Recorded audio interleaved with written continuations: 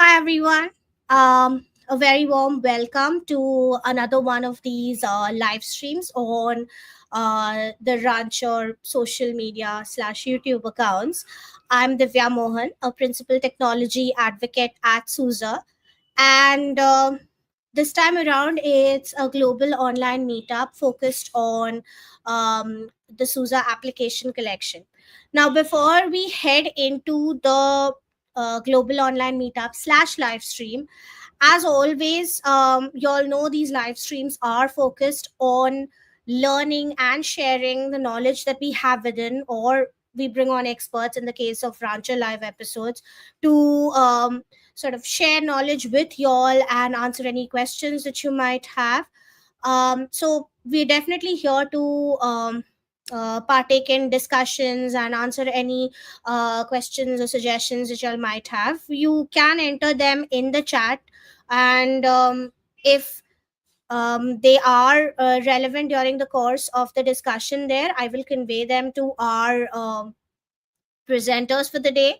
And if they feel like something that should be reserved for a later point in time, I will have a section dedicated to Q&A towards the end of the entire presentation, where you can again come in and ask. So the preference is yours. But while actually asking questions, we request you that since this is an atmosphere for learning, that you please be courteous to one another as well as to the presenters while asking questions. And that's really the ground rules for interactions here. But apart from that, we really hope you have an interesting session and that you gain something from it, because this is one of the meetups that we've been asked for a couple of times, which is why it's here in popular demand. And with that, I am going to bring in our panelists for today. They are the team, or rather, some of the team behind the SUSE Application Collection. Carmen's here, and so is Manuel. Manuel's off camera, but now he's back. And welcome, Carmen and Manuel. It's so great to have you here. And it's so great to have you all talk about SUSE Application Collection today. Do you all want to introduce yourself a bit and give our viewers some context? Yeah, sure. So, hello everyone, and first of all, thank you, Divya, for hosting us today in this session. My name is Carmen. I am from Seville, in the south of Spain, and I am a software engineer at SUSE, more specifically at working for SUSE Application Collection for almost 2 years already now, since the very beginning of the project. And yeah, I'm very happy to be here today. You say 3 years or 2 years? So 2 years, 2 years. Okay. I'd be confused. Okay, hey, hello everyone. I'm Manuel Recena. I'm at SUSE. Close to 2 years or something like that. Right now, I'm working with Carmen and other engineers working together with us on this great project. And right now, it's product. It's a SUSE product. I don't know, playing different roles, but I'm mainly an engineering manager. But sometimes I would like to touch code. Maybe this is the most dangerous part, but I try to touch code from time to time, right? This is the first time that we are going to present SUSE Application Collection in this kind of event. We hope to have more opportunity to continue talking about the idea behind Application Connection, and also sharing with you the main proposal of that product, right? That's it. And thank you so much, both of y'all, for agreeing to be here. Primarily because there's a lot of interest around the application collection wherever we've gone to, ever since it became generally available last year at KubeCon. And, some of our colleagues who have presented previously on Rancher and other areas of our project slash product line, they've been asked these questions as well, so it's great to have you all on here. With that, I think, Carmen, you should probably take it away and get to the meat of the presentation, because otherwise it's just going to be me rambling here. So take it away from here. Yeah, sure. So I will share my screen. We have Yes. prepared some short presentation for today Yeah. in order to introduce SUSE Application Collection for those of you who don't yet know much about it. So yeah. So we believe that the best way to understand the value and the power of SUSE Application Collection is by understanding what is the problem that it tries to solve, right? And for that reason, we have focused this presentation with 7 questions that we believe that every organization that consumes open source applications should make themselves, right? Because when you make yourself these questions, you realize about a lot of things, and you will really be conscious of the power of application collection, right? So the first question might seem a bit obvious, but it is super important, and it is, what artifacts are you pulling into your organization, right? Only by knowing in detail which are the artifacts that you have in your clusters, in your environments, you can be sure that you are not introducing unnecessary components or risky components, and that you keep your attack surface as reduced as possible, right? It might seem a bit obvious asking this question, what are the artifacts? You might think, okay, I know what I have installed in my environments, but I invite you to make this exercise, because probably you will be surprised about what you see in your environments, in your clusters, because sometimes you just pull one application, maybe a Helm chart application, and you are not aware of how many artifacts it is pulling in the background, right?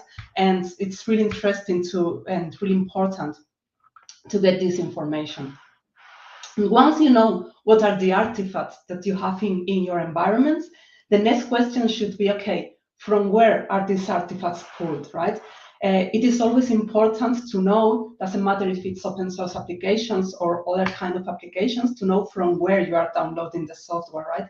Because only by making sure that you are pulling your containers, your artifacts from a trusted location, you can be sure that the risk of a supply chain attack is as reduced as possible, as minimum as possible, right? Next, once you know what you have in your environments and from where have you pulled these artifacts, the next question would be, okay, what is inside my containers?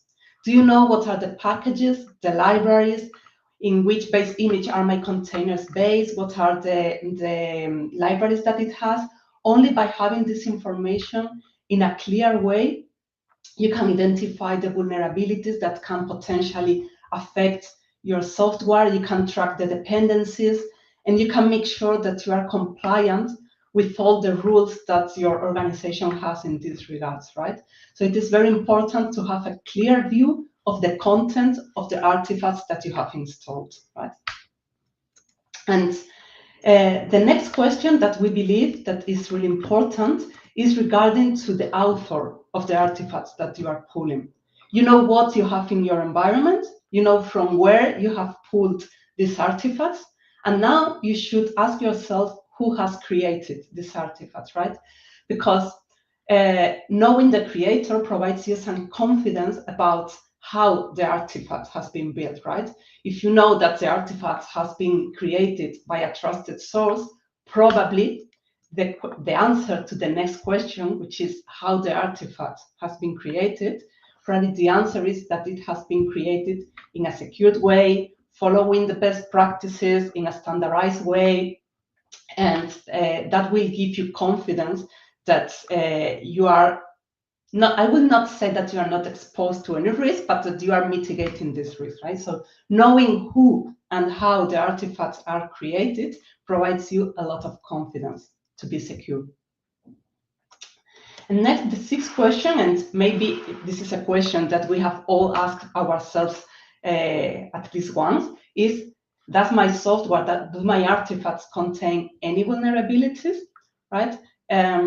It is super important to know which are the vulnerabilities affecting your artifacts, but it is even more important to be sure that these vulnerabilities are scanned in a regular way, right? Vulnerabilities are not static. Vulnerabilities arise every day. So you must be sure that your artifacts are scanned in a continuous way, so that if a new vulnerability arises and it is affecting any of your artifacts, you are able to discover it as soon as possible. And in that way, you can put a remediation before this vulnerability is exploited by potential attackers, right? So yeah, this is, from my perspective, one of the most important questions. And the last question is regarding to licenses. So do you know which are the licenses that are being used in your artifacts? This is important so that you can avoid any potential legal risk, right? And also to make sure that the licenses that are being used are compliant with the policies that your organization has in this regards, right? So this is a summary of the main problems that we see when consuming open source applications, right? And with these questions in mind, we have designed SUSE Application Collection as a solution to all these problems, right? SUSE Application Collection is nothing else and nothing more than a curated library of applications which have been built in a secure, trusted, and compliant way, right? They have been designed with all these questions in mind to make sure that they are as secure as possible, right? The collection contains nowadays, if I'm not mistaken, 77 applications, I think. We are supporting almost 300 branches. We are delivering more than 50K artifacts, right?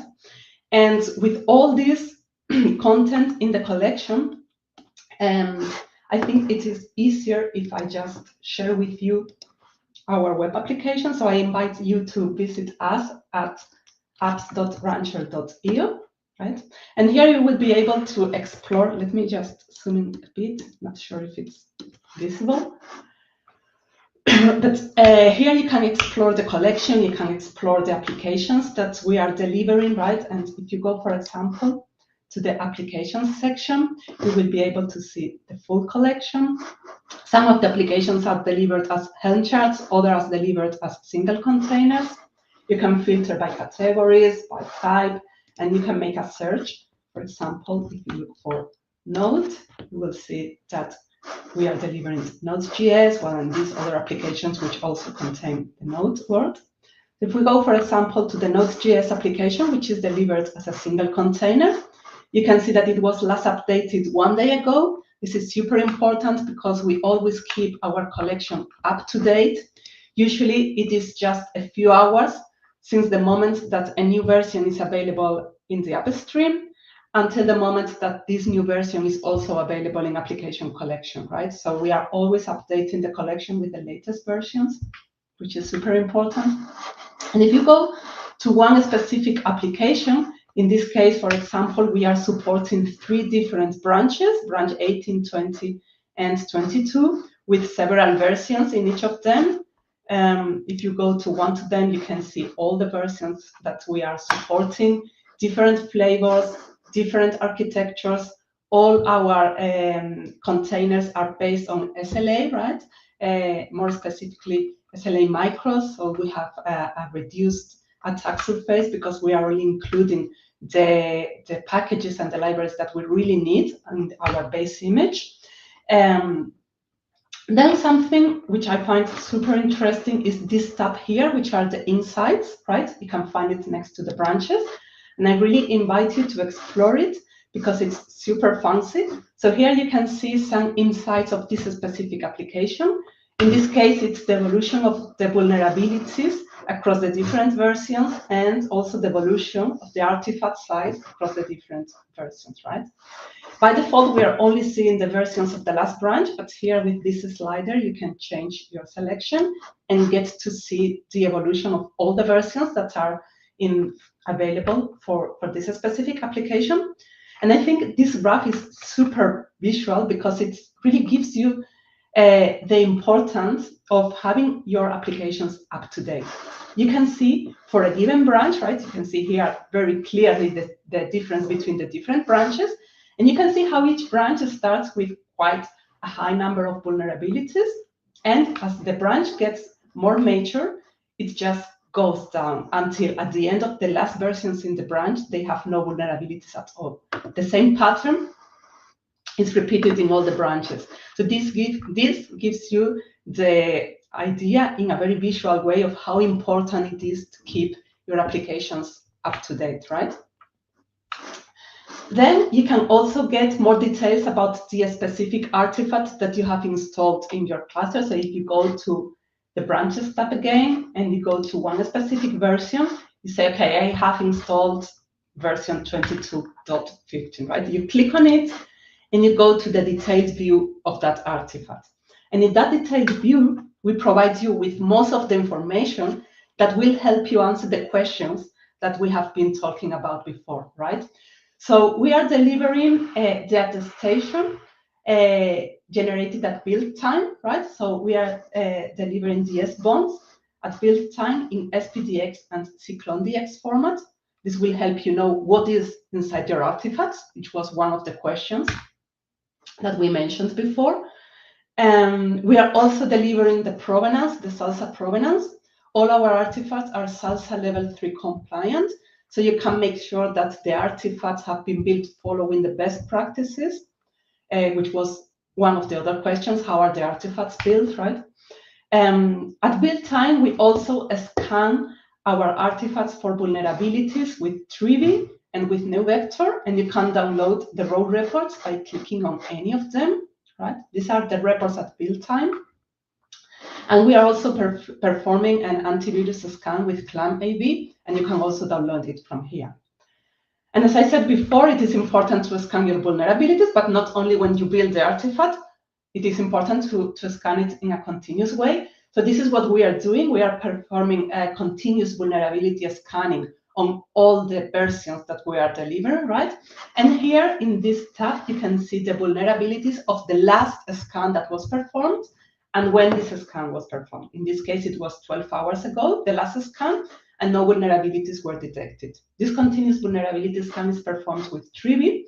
And if, for example, tonight there is a new vulnerability that is a new vulnerability is discovered, and it is affecting this package, tomorrow you can come here and you will see it in this list because we are continuously scanning the artifacts and exposing the results here, right? Apart from that, you have some other tabs that you can investigate, like the system packages that are included in your artifacts, and also the OCI annotations. All our artifacts are compliant with the OCI standards, and here you have all the OCI annotations, right? So yeah, as you can see, we are performing or we are delivering in a very clear and direct way all this information that you need to be safe and to be sure that your cluster and your artifacts are as secure as possible. And yeah, that could be kind of a summary of what application collection is and what it offers. I'm not sure if, yeah. Carmen? Yeah, there is one question here asked by Thomas. He's asked, are there any plans to make the application collection to use it at customer side as an internal registry?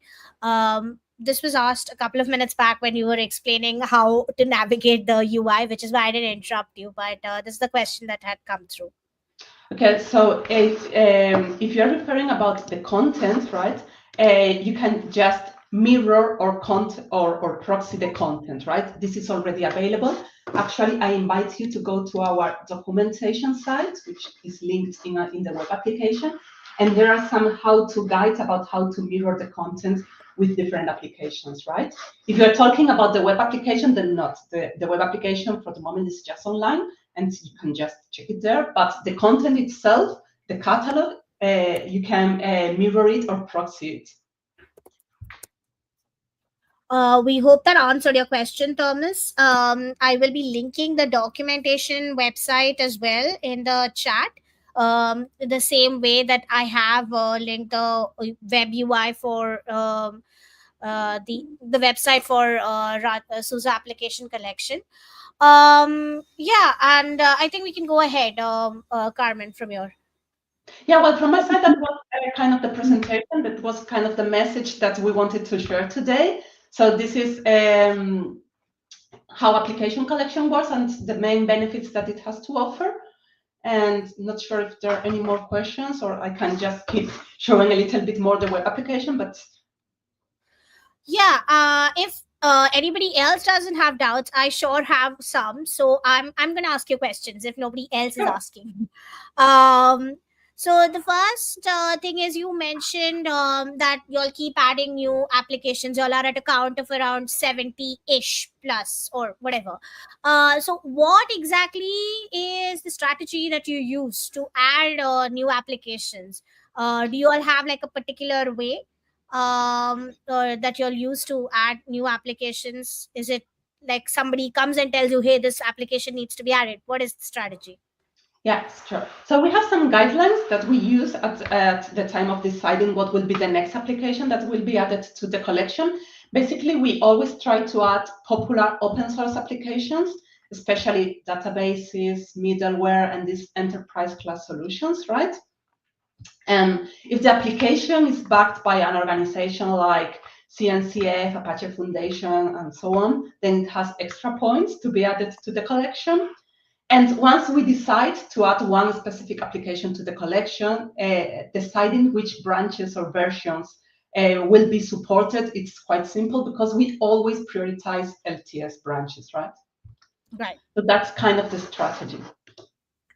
Right. And suppose, you add an application, but as we already know, in like the tech industry, things get updated super quickly. Like what is relevant today might not really be relevant tomorrow.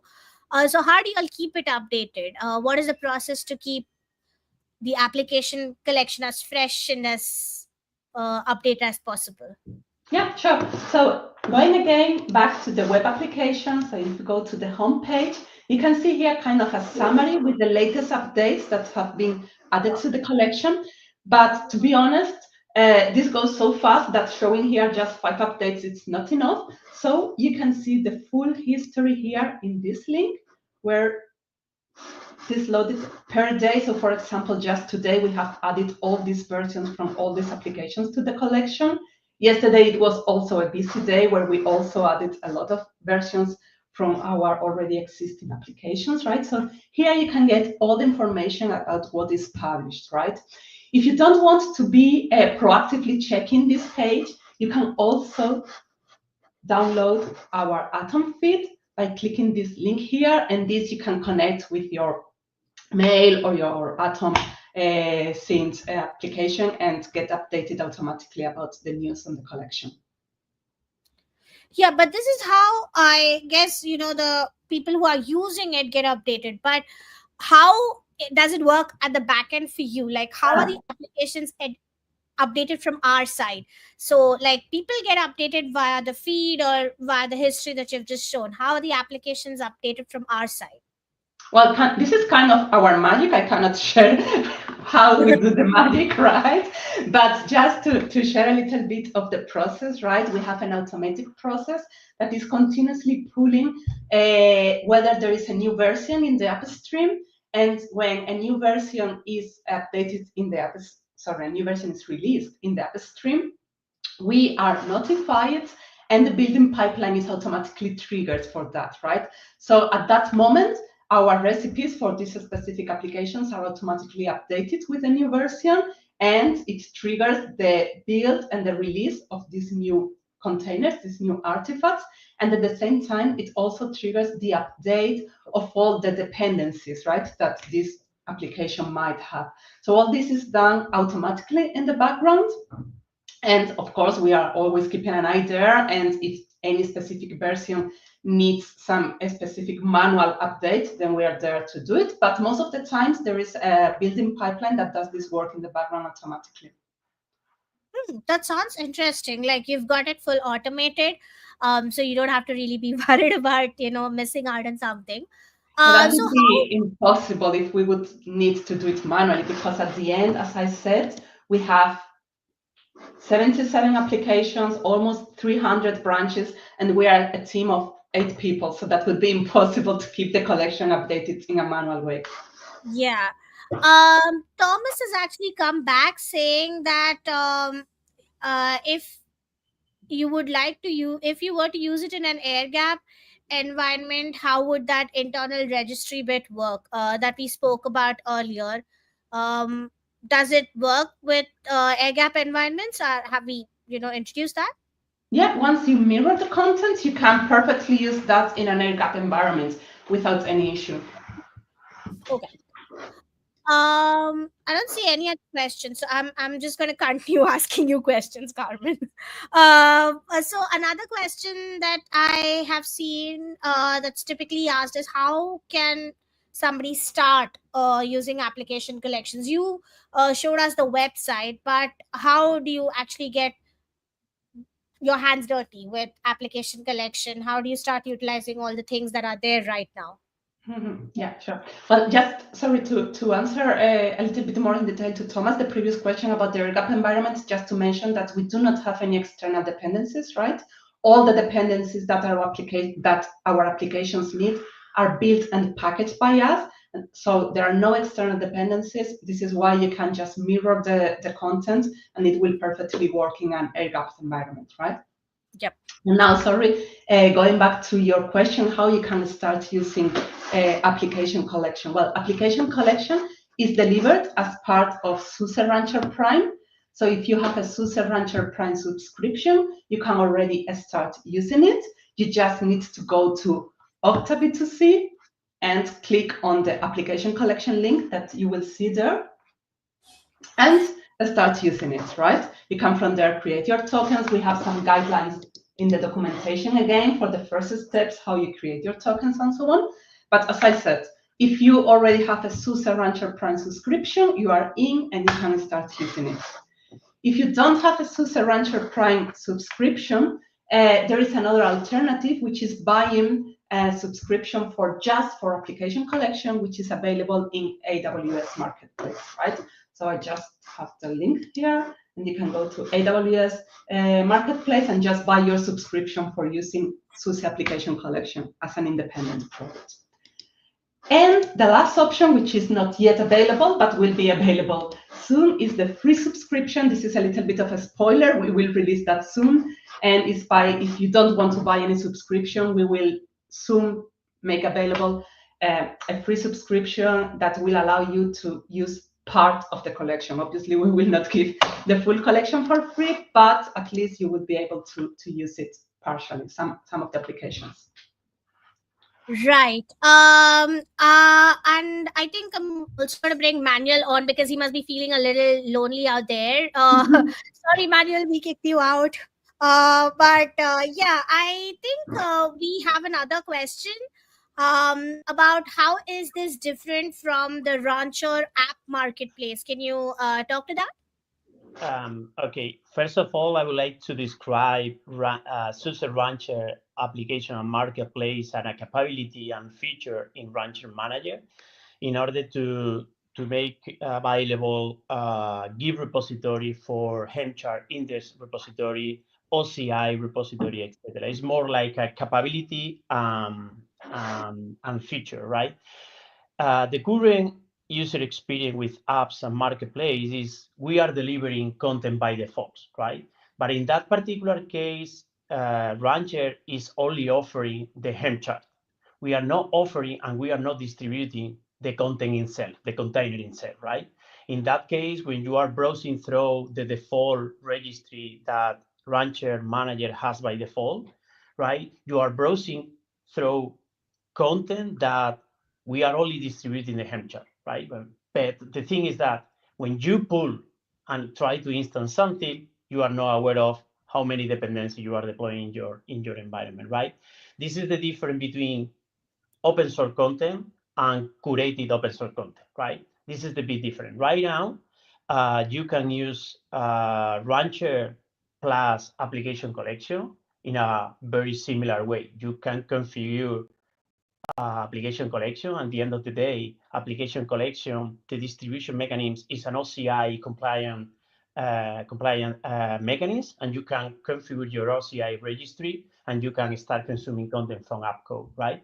That's the reason why for me it's very important to differentiate app and marketplace as a feature or capability into Rancher Manager, and also Rancher Manager has by default several repositories in order to distribute popular open source software and software that we are distributing for our partner, right? Is other company that want to distribute software like a typical partner marketplace way, right? But it's different, right? It's open source content, no curated, it's coming from the upstream, right? And AppCo is curated software, and Carmen has described very well the different best practice, the different things that we are offering. Right, and I think there's a follow-up question which I missed asking, and I was going to ask, but Thomas bet me to it. He's asked as an example, if somebody needs to request for an app image such as open LDAP, is there a link where you can submit it as a wish list item, kind of like how you would have your Amazon registries and stuff like that, to add stuff into your shopping cart? Like, do you have a wish list place where we can bookmark and stuff, let you know that we need this item? Uh, I don't know if Cameron wants to No, no, answer. go ahead, Okay, man. okay, but the thing, to be very honest, this product and project started 1 year ago, more or less.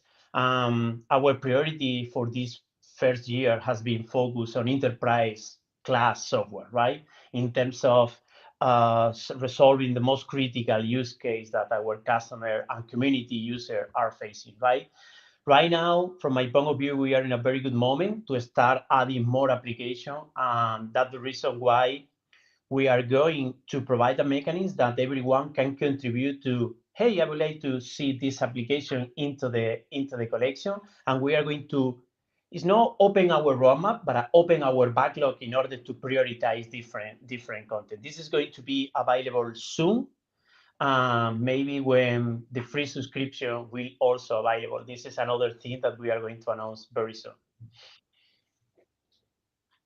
Right, so we've kind of let out a lot of secrets here.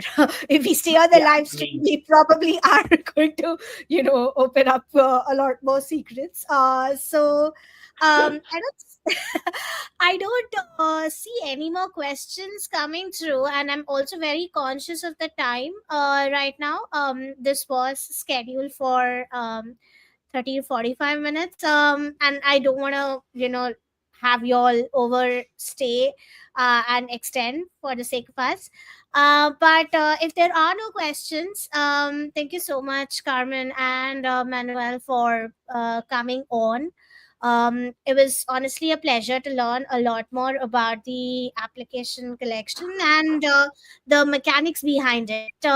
Hopefully, this has provided a lot of our community members and our customers a better overview of um, what application collection is, how it is different from our other offerings, and even, a future peek into what can they expect in the next couple of months. So thank you so much for coming on and for spending time with us today. Thank you very much, Divya, for inviting us today. So with that, I think, okay, we have one last question from yeah. Thomas. Why is there no easy button in Rancher to integrate application collection?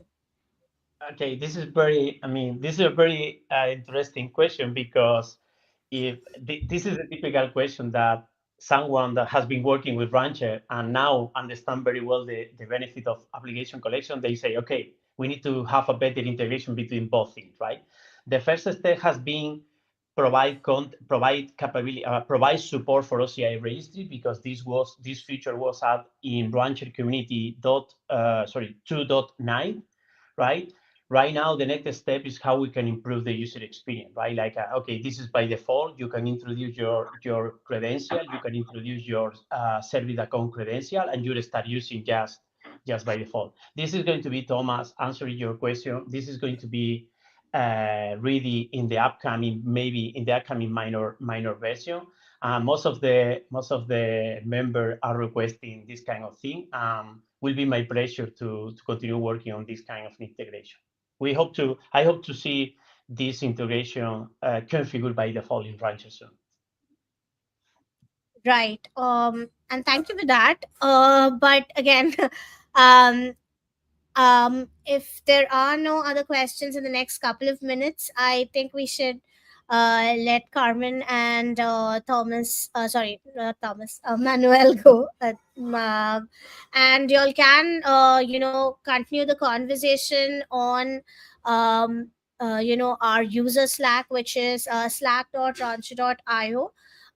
We also hang out there, so please do make it a point to join us there and ask any questions that you might have.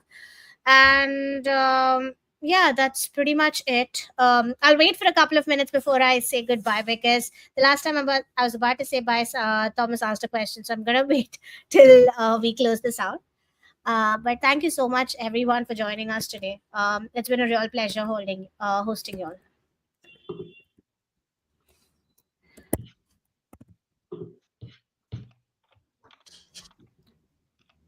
So I'm going to post a link to our Slack in the interim. Any parting thoughts, Carmen and Manuel, on for our audiences, and how they can report any sort of issues or reach out, except for the Slack link that I'm posting? Well, as Manuel has said, we are working on providing a channel for that. And in the meanwhile, what we are usually doing is to just provide the feedback through the SA or CSM and so on, right? So they will reach us. Right. So yeah, with that, I think we can officially close it out for today. Thank you so much both once again, and we'll see you on another one of these live streams. Bye all. Thank you. Bye.